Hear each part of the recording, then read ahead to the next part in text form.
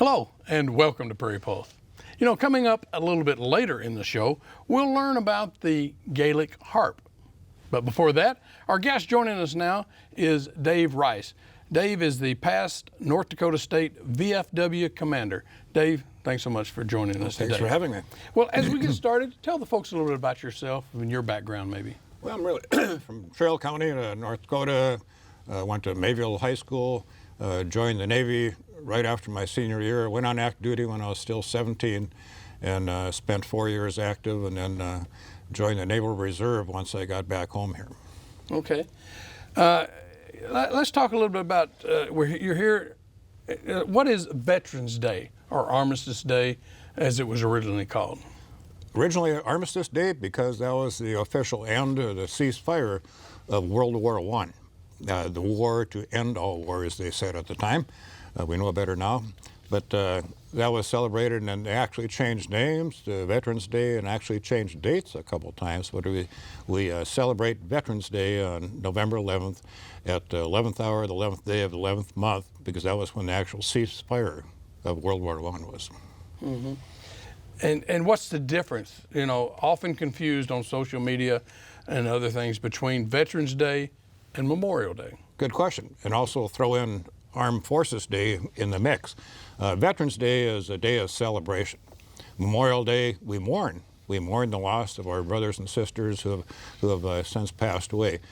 So Memorial Day is a very solemn day, visiting cemeteries, paying our respects to our departed. Armed Forces Day is meant to honor our comrades in arms that are currently serving, the men and women in the active duty forces or the Guard and Reserve. And Veterans Day, more so the past military people, to celebrate them. Veterans Day is supposed to be a day of celebration. Shake hands, have a parade, have a brew, have a picnic or whatever, but often those are misconstrued as all the same type of holidays, but they're actually not. Okay. Well, you're obviously with VFW. Can you talk about the state VFW chapters? You know, how are they organized and how are they run? Every state in the nation has a department of Veterans of Foreign Wars, plus there's one in Europe and one in Asia.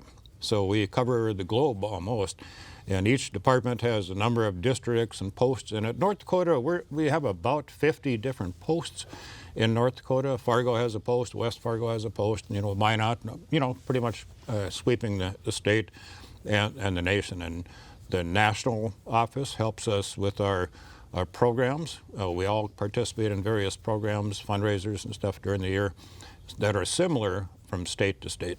Mm-hmm. So now how does the VFW differ from, say, the American Legion or the AMVETS clubs?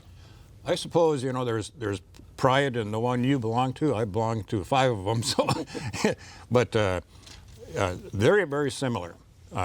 I think every one of them focuses on 5 different areas, and that is supporting our troops, our current serving, supporting our veterans, supporting our youth, and supporting patriotism. I guess that's 4 major areas, and I think they all do that fairly well. There are different membership criteria of those different organizations, and you know, some towns just have 1 organization and some have 2 or 3, but very similar in nature. Yeah. Well, can you tell the folks, and I would hope they know this, but how many branches and what are the branches of service, military service? We celebrate them in this order. Army, deemed the oldest or earliest established. So Army, followed by Marine Corps, and then Navy, then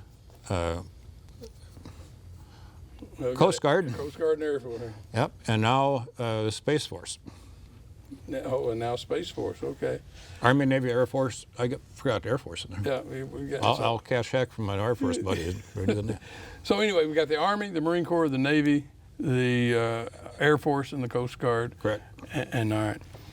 And the Coast Guard, of course, is under the Department of Homeland Security, and the rest are Department of Defense. Okay. And during wartime, the Coast Guard transfers to Department of Defense as well.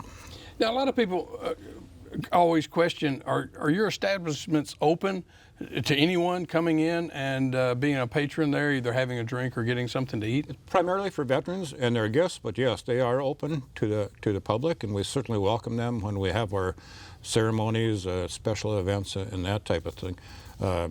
With our population, I guess it'd be tough to survive if you only let a certain group in. So we try to open our doors to our neighbors. Okay. I even heard our Matt O'Lean, one of our producers, plays trivia at your establishment. Yep. What special events, you mentioned that, what special events do your chapters hold each year? Well, those holidays we try to celebrate. Veterans Day, we're going to be serving stew, for example, at the Fargo VFW, and the Red River Valley Veterans Concert Band, a very patriotic group of musicians. They're going to be playing at our club at 1 o'clock on Veterans Day. Plus, they go to Moorhead and Dilworth and West Fargo. They're all over the place. They love playing. We celebrate or honor POW MIAs. We have a ceremony honoring our POW and MIAs. And then we fill black balloons with the POW MIA logo on it and go out and release them. And we would like the public to come and witness that and share that solemn tribute with us. And there's all kinds of different events during the year. We try to honor our servicemen when they come home from deployments at the airport, welcome them home. We have a summer picnic. We invite the community to show our appreciation for their support throughout the year. 4th of July, Veterans Day, Memorial Day, we have programs just throughout the year. And handing out poppies, remembering our fallen around the Memorial Day. So quite a few different activities. We have a lot of different programs for our nation's youth as well. Well, you mentioned fundraising, but so what kind of fundraising events do you hold? And are you raising money for veterans, or are you giving some back to the community also? We have charitable gaming. A lot of institutions, veteran and non-veteran, have in our community. So we have charitable donations that we donate, heavily donators to the Fargo VA Hospital, for example. We hold an annual Pinewood Derby, adult Pinewood Derby. We have a lot of people coming in and acting a little bit like a kid again and having a lot of fun. We've donated, about $80,000, I think, so far to the Fargo VA Hospital for equipment that's not normally in their budget, to give them extra comfort for our patients. Make a lot of donations to the Veterans Home in Lisbon, North Dakota, and just a host of other organizations and causes, like our youth programs. We have Patriot Pen and Voice of Democracy. We give a small stipend to our youth that finished in the top 3, for example, and that type of thing. Mm-hmm. Can you talk a little bit about current issues that are facing veterans? Unfortunately, probably the biggest are veteran suicide. They're estimating about 22 veterans a day commit suicide. They come home and they just don't feel that they fit in the community any longer, and they have a hard time functioning among other individuals that probably don't understand where they came from. And there's a big effort to get them help. We have a lot of counselors and programs and toll-free numbers. The help is out there. It's sometimes difficult to reach them or to identify, diagnose those with that tendency, but suicide is a big one. Agent Orange is another one. There are still diseases out there that have been caused by not only Vietnam exposure, but even our current Gulf War veterans in the burn pit. So we lobby our congressmen and the VA to support treatment of those ailments and compensation. Yeah. Can you tell us why many veterans do struggle when returning from service and getting back into the community?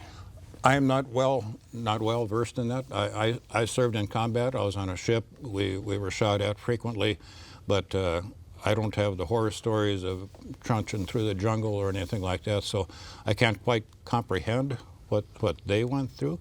But again, it's just a kind of stigmatism, I guess, that I don't fit in this community, or I don't feel comfortable with what I did, and I'm having a hard time adjusting back into the real world. Well, you mentioned there is help. Can you identify, is it the VA hospital? Where can these veterans turn for some help? Yep, the VA itself has a veteran suicide, a national veteran suicide, and it's not only veterans. I mean, that's a global problem, not unique to military veterans at all. But yes, military veterans go through the VA, and anyone. I mean, there's national VA suicide or national suicide prevention and assistance lines out there. Mm-hmm. Well, okay. What impact did COVID have on your various chapters across the state? Well, I think it slowed everyone down. I have a program called Flags for First Graders. I go to every elementary school in Cass County, 37 of them, and we have a program about flag education, what the flag means and that type of thing. Well, last February, some schools were shut down, whatever. So I talked to the schools and I said, well, we don't want to forget about this year's first graders. Can we come back in the fall and hit them up when they're second grade? And they said, absolutely, we'd love to have you. So that did later the year out at the National VA Cemetery for a short time. We, the Honor Guard, which I'm going to do this afternoon, we weren't allowed out there to pay our last respects to a few veterans, but that was short-lived. And a lot of the funeral homes were delaying funerals. So that was put on hold for a little bit, but eventually opened up, and we compensated for that when we were allowed to do it by honoring those deceased comrades, even though their death or their funeral was 2 months ago or something like that. So our club was closed down for quite a while, so we weren't able to have our gaming or noon lunches and that type of thing. So it impacted everybody, not just veterans organizations. Yeah. You mentioned the things you do, and one of the things we talked about before we came on camera, you also do honor flights. Can you tell me about those? You still doing those? Yes, but COVID shut that down for about a year as well. Currently, there is no honor flight scheduled out of North Dakota this calendar year. We're all hoping to do a flight in the spring. I think Bismarck Mandan's already scheduled one, and we're looking at scheduling one out of Fargo in the spring. So we're up and running. We have been able to do some fundraising because we have quite a waiting list of veterans wanting to go on that trip of a lifetime. So fundraising is continuing, and we hope to get back in the air again next spring. And an honor flight, who are you taking when they go on these honor flights? Our priority list has been World War II veterans, and there's only a very few of them that haven't gone that want to go, that are able to go. Terminally ill, unfortunately, we have a few of those on the list. And then Korean War veterans, and we have about 150 Korean War veterans waiting. And then Vietnam veterans, and we have over 300 of them on the waiting list. So. Mm-hmm. And you mentioned the cemetery, but I think there's been established a national cemetery in North Dakota or in Fargo? Yep, dedicated last September, physically located between Harwood and West Fargo, but it's named Fargo the National Cemetery. The first interment was October 2019, and as of the end of September, 1 year time period, there have been already 460 interments out there, so probably more than I anticipated, and I don't know if that's on track from the national standards or not, but very nice cemetery, very picturesque. It's located off the highway, out in the country, so it's very quiet. You can hear the birds chirp out there, and I think just really, very nicely done. Can you talk a bit about the opportunities for young people who might enlist in the service? Great opportunities. I think even better, when I got out, I went to college on the GI Bill. I wouldn't have been able to afford to go to college without it. The GI Bill has been expanded, much better now.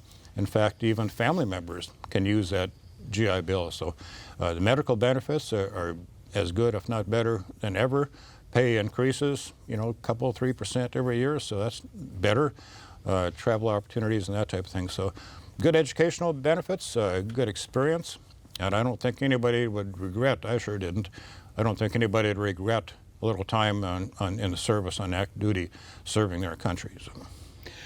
Are foreign wars a thing of the past, or what do you think about that? I would sure hope so. Realistically, I doubt it. But That's a good question. What's going to happen to the veterans of foreign wars? If we don't have foreign wars, our membership criteria is really going to dwindle, but that's probably a good thing. You know, when we talk about Veterans Day and or the other days you mentioned, but what can civilians do to honor veterans on Veterans Day or any day for that matter? They can participate in the events that we do have, like Veterans Day. Hopefully next year we're going to have a parade again downtown. Come to that parade, support our Veterans Honor Flight and support those various programs that we have. You know, back when I got back from Vietnam, I was never treated poorly in North Dakota, but Vietnam vets nationwide were probably not that fortunate. But today, especially after 9/11, you know, unfortunately, it took a knock in the head for us to realize the importance of the military and being attacked on our own soil. Today, the military has a lot better respect from our communities than we have in quite a long time. So the public is doing a fairly good job, and they can continue supporting our efforts and treating our military with respect. You know, you mentioned that you were in the Navy. It sounded like, well, 4 years active maybe. Can you talk more about your career in the Navy and what it meant to you? Yeah, I joined when I was 17, went on active duty, did my 4 years, and I came home to the Mayville area, and I started NDSU in the fall. And that's when I realized that there was a Naval Reserve in the Fargo area, so I joined that and spent 37 and a half years in the Naval Reserve. During that time, I was activated to fill a billet here in Fargo for 6 months. So I have 4.5 active, 37.5 reserve. So I retired in 2011 with 42 years of service in the Navy Reserve.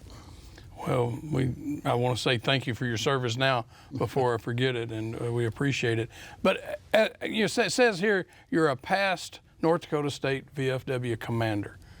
What does that mean, and what does a commander do for the VFW? Well, overall responsible for the operation of that organization. I was also a past state commander of the American Legion earlier in the 2012-13 period, and then 2019-2020 for the VFW. So again, responsible for the overall operation. We have good leadership in the post and district and department level, so it's not a full-time job, but it's a very rewarding experience to have that position. Every commander or state commander has a project, and my project was supporting our VA hospital. And between the Legion and the VFW, I raised almost $20,000 for equipment there. Mm-hmm. And again, you know, how focused are you on community as these posts are out there? Oh, very much so, very much so. I mean, we support whether it's motorcycle riders generating money for various causes.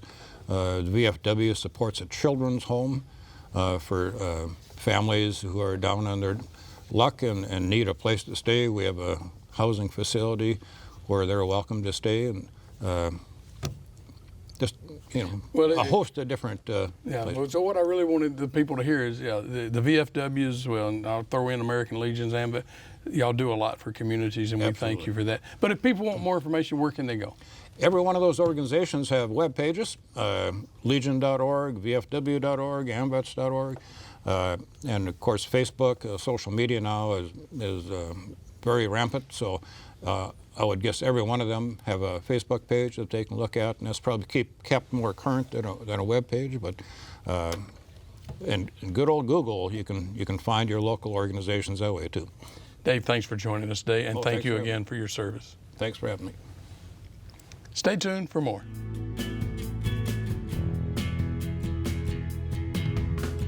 Ann Heyman of Winthrop, Minnesota is a master in the performance, history, and traditions of the Gaelic harp. Her passion is sharing her knowledge of the instrument in workshops and master classes.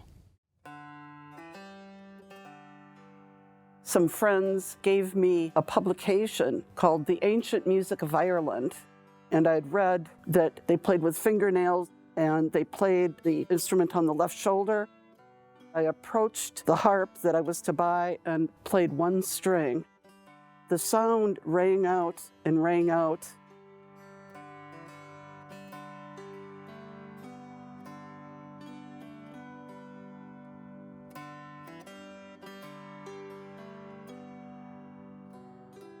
I'm Ann Heyman, and I'm from Winthrop, Minnesota.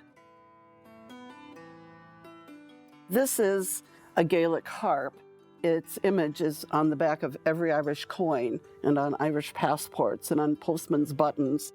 It's the image that Guinness used, but now they've really modernized it. Ecklen Kane was an Irishman playing harp in Scotland, and he's the one who first used the term Gaelic harp. There was a time when it wasn't really accepted into the church because it was considered pagan. We know that this instrument was used to play in churches and private chapels of the big homes by 800. To better understand it, I paid attention to Irish mythology. It turns out the legend of the first harp is a woman detested her husband, and she was running all over Ireland, and he was chasing after her.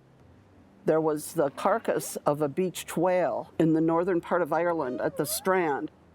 The wind blew through its bones or sinews, and the sound of it put her to sleep. The husband saw this, and he thought, oh, if I could please my wife like that, and made the very first clarsach from parts of the whale. The profile of its skull structure looks like the harp lying on its back. So the eye would be here, and this would be the jaw down here, and this would be the bow, and this is where the mouth would open. Then baleen, it's like horsehair fringe off of them, and that's what strains the creel from the ocean. There's the zoomorphic figure on the four-pillar, and I believe that to be a two-headed eel representing the migration of eels because they were magical. There were three types of music that the instrument was known to be played for: Goltree, Gauntry, and Suintry. And that's crying music, laughing music, and sleeping music.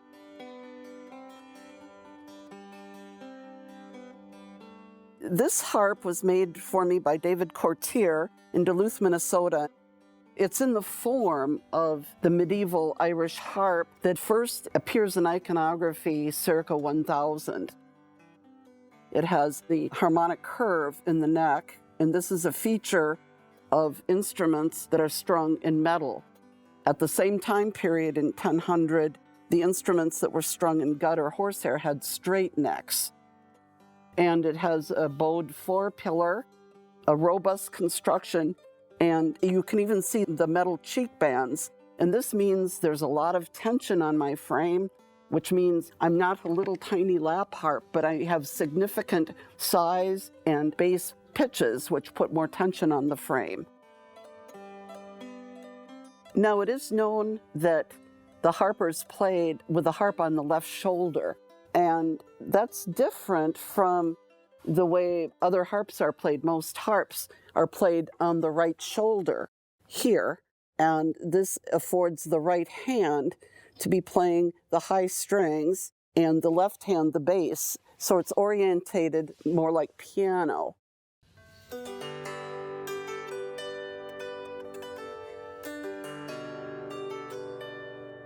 Now, this is known as the downhill harp.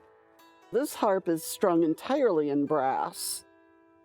This is a water serpent, otherwise known as eel, and Loch Ness in the northern part of Ireland is known for having horsehead eels, like Scotland's Loch Nessie, but without as much hoopla.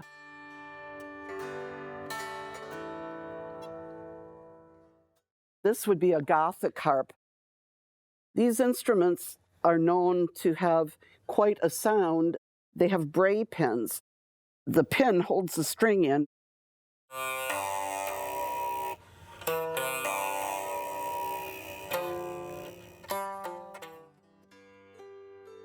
This is the copy of a harp known as the Bunworth harp, and it was made in 1734 for the Reverend Charles Bunworth by John Kelly. This is one-piece willow sound box, and it's a high-headed harp. It's the only Irish harp that resides outside of Ireland or Scotland. It's in Boston at the Museum of Fine Arts, Boston. Edward Bunting thought the right hand, being strongest, played the major melody notes in the sonorous range of the instrument, and the treble hand provides the symphonal parts. The bass hand plays on the beat, and so it's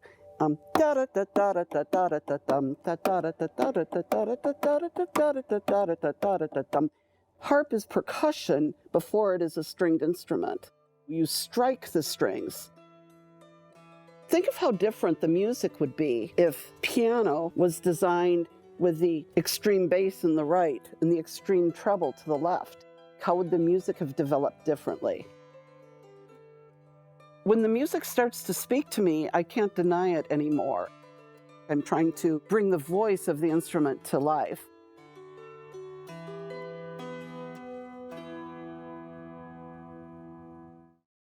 Well, that's all we have this week on Prairie Pulse. And as always, thanks for watching.